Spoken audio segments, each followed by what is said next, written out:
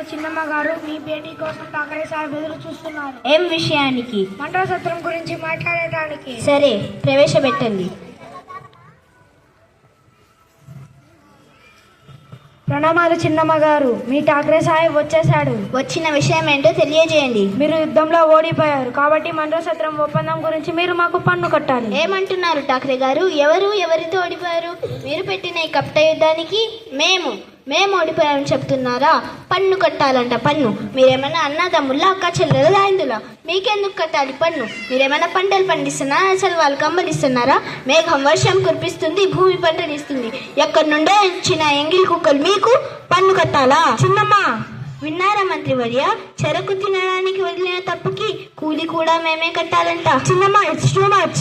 ఊరికే ఎరుకు స్వచ్ఛమైన భారతదేశంకి వచ్చి మా అన్నం తిని మాకే ద్రోహం తెలిపెడతారా?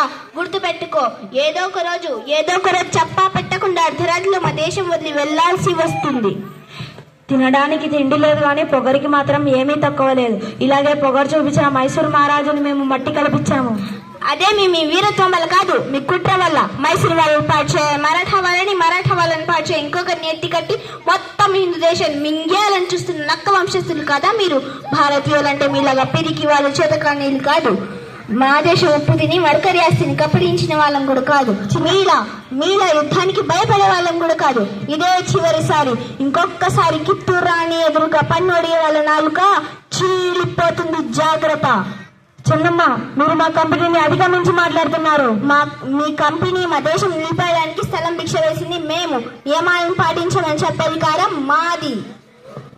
చిన్నమ్మ, కిత్తూరు మాది, కిత్తూరు మీద అధికారం మాది. ఏమన్నారా కుక్క? కిత్తూరు ఏమని మీ తాత ముత్తాతలు సంపాదించిన ఆస్తా ఏంటి?